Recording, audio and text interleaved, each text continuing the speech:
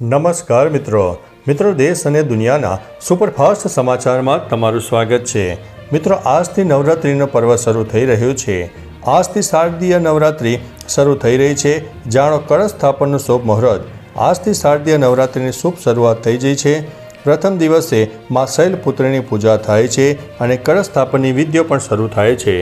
કળશ સ્થાપનનો શુભ મુહૂર્ત આજે સવારે 6:03 થી 8:22 અને 10:40 થી લઈને 12:56 સુધીનો છે। આ વર્ષે દેવી હાથી ઉપર સવાર થઈને આવે છે, જે સમૃદ્ધિ, સુખ અને વિજયનું પ્રતીક છે। મિત્રો, અન્ય મહત્વના સમાચારની વાત કરીએ તો પાટણમાં આપનું અનોખો વિરોધ પ્રદર્શન। આમ આદમી પાર્ટીએ પાટણ શહેરમાં બિસ્માર રસ્તાઓ વિરુદ્ધ અનોખો વિરોધ વ્યક્ત કર્યો છે। કાર્યકરોએ સુભાષ ચોકથી બગડાડા દરવાજા સુધી હેલ્મેટ પહેરીને પદયાત્રા કરી। જણાવ્યું કે રસ્તાઓની ખરાબ સ્થિતિને કારણે ચાલવા માટે પણ હેલ્મેટ જરૂરી છે। ખાડાઓમાં બેસીને ભાજપ શાસિત પાટણ નગરપાલિકા વિરુદ્ધ સૂત્રોચ્ચાર કર્યા હતા। વિરોધમાં બાબુજી ઠાકોર, સ્વયંભાઈ સાલવી અને ઉત્તમભાઈ ડોડિયા સહિત અનેક આગેવાનો જોડાયા હતા। મિત્રો, અન્ય મહત્વના સમાચારની વાત કરીએ તો માલપુરાના સજ્જનપુરા કંપામાં 4 ઇંચ વરસાદથી જળબંબાકાર થયો। માલપુરના સજ્જનપુરા કંપામાં ગઈકાલે સાંજે 1 કલાકમાં 4 ઇંચથી વધુ વરસાદ પડ્યો, જે હવામાન વિભાગની ભારે આગાહીને કારણે જોવા મળ્યો છે। આ વર્ષે વ્યાપક મકાઈનું વાવેતર શરૂ થયું છે, પરંતુ ભારે વરસાદથી ખેતરો જળબંબાકાર થયા છે। તૈયાર મકાઈનો પાક પાણીમાં ગરકાવ થઈ ગયો છે। ખેડૂતોની સારા પાકની આશાઓ નિષ્ફળ થઈ રહી છે। આસપાસના વિસ્તારોમાં પણ સાંબેલાધાર વરસાદ નોંધાયો છે। મિત્રો, અન્ય મહત્વના સમાચારની વાત કરીએ તો ભારે વરસાદને કારણે ઢાઢર નદી 2 કાંઠે વહેતી થઈ છે। વડોદરાના ડભોઈના બંબોજ ગામમાં ઉપરવાસમાં ભારે વરસાદથી ઢાઢર નદી બંને કાંઠે વહેતી થઈ અને પૂરની પરિસ્થિતિનું નિર્માણ થયું। નદીના પાણી નવી નગરી, ભાથુજી મંદિર વિસ્તાર અને બારિયા ફળિયા જેવા નીચાણવાળા વિસ્તારોમાં ફરી વળ્યા, જેના કારણે ઘરો અને રસ્તાઓ જળમગ્ન થયા હતા। સ્થાનિકોને હાલાકીનો સામનો કરવો પડી રહ્યો છે। અવાર જવાર મુશ્કેલ બની અને ઘર વખરી સલામત સ્થળે ખસેડવાની ફરજ પડી છે। મિત્રો, અન્ય મહત્વના સમાચારની વાત કરીએ તો ડુંગળીના ભાવમાં મોટો કડાકો। મહેસાણા જિલ્લામાં છેલ્લા 2 મહિનામાં ડુંગળીના ભાવ 20 થી 25 રૂપિયા કિલોથી ઘટીને 10 થી 12 રૂપિયા કિલો થઈ ગયા છે, જે ગ્રાહકો માટે રાહતરૂપ છે, પરંતુ ખેડૂતો માટે ચિંતાજનક છે, કારણ કે તેમને પોષણક્ષમ ભાવ મળતા નથી। નાસિક અને મધ્યપ્રદેશમાં પુષ્કળ વાવેતર અને નવી આવકથી બજારમાં પુરવઠો વધ્યો છે, જે ભાવ ઘટવાનું મુખ્ય કારણ છે। વેપારીઓના જણાવ્યા અનુસાર નવા માલની આવકથી ખેડૂતોને 50%થી વધુ નુકસાન થઈ રહ્યું છે અને ભાવ વધવાની શક્યતા ઓછી છે।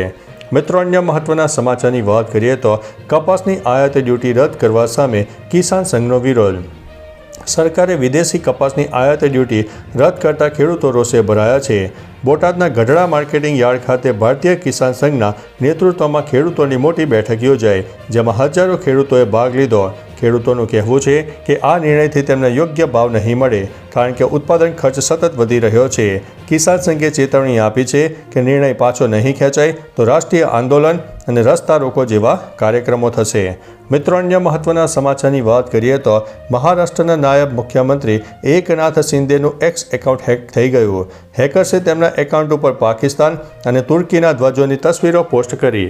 એકાઉન્ટને 30 થી 45 મિનિટમાં પુનઃસ્થાપિત કરવામાં આવ્યું। આ મામલે સાયબર ક્રાઇમ પોલીસને જાણ કરવામાં આવી અને તપાસ હાથ ધરવામાં આવી છે। આ ઘટનાએ રાજકીય વ્યક્તિઓના સોશિયલ મીડિયા એકાઉન્ટની સુરક્ષા પર ગંભીર સવાલો ઊભા કર્યા છે। મિત્રો, અન્ય મહત્વના સમાચારની વાત કરીએ તો ભારત અને પાકિસ્તાન મેચમાં સૂર્યાએ ફરીથી પાકિસ્તાની કેપ્ટન સાથે હાથ ન મિલાવ્યો।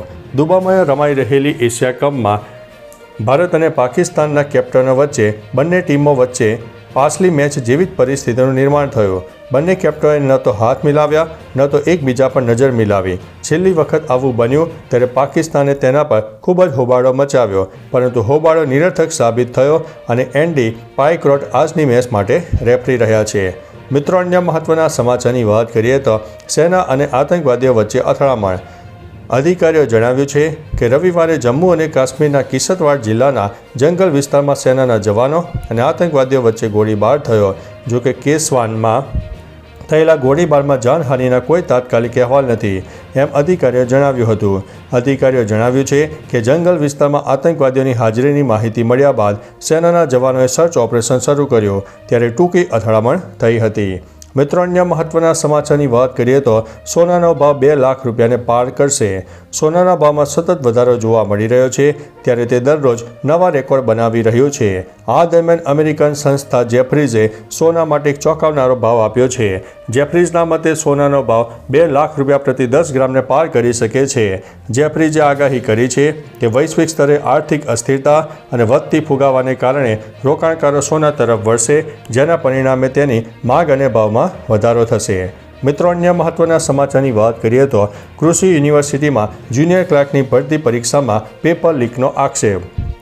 ગુજરાતની 4 કૃષિ યુનિવર્સિટીઓ દ્વારા યોજાયેલી જુનિયર ક્લાર્ક વર્ગ 3ની પરીક્ષામાં અમદાવાદના ઈસનપુરની લિટલ બર્ડ સ્કૂલ ખાતે હોબાળો મચી જવા પામ્યો.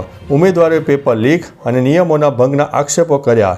વિદ્યાર્થીઓએ જણાવ્યું કે OMR સેટ અને પ્રશ્નપત્ર મોડા આપવામાં આવ્યા અને સુપરવાઇઝર વિદ્યાર્થીઓ સામે જ પ્રશ્નપત્ર લઈને ફરતા હતા, જેના કારણે ગંભીર અનિયમિતતાનો વિરોધ પણ થયો છે. તો ચાલો મિત્રો, ફરીથી દેશ અને દુનિયાના સુપરફાસ્ટ સમાચાર લઈને મળતા રહીશો. ત્યાં સુધી અમને રજા આપશો. નમસ્તે.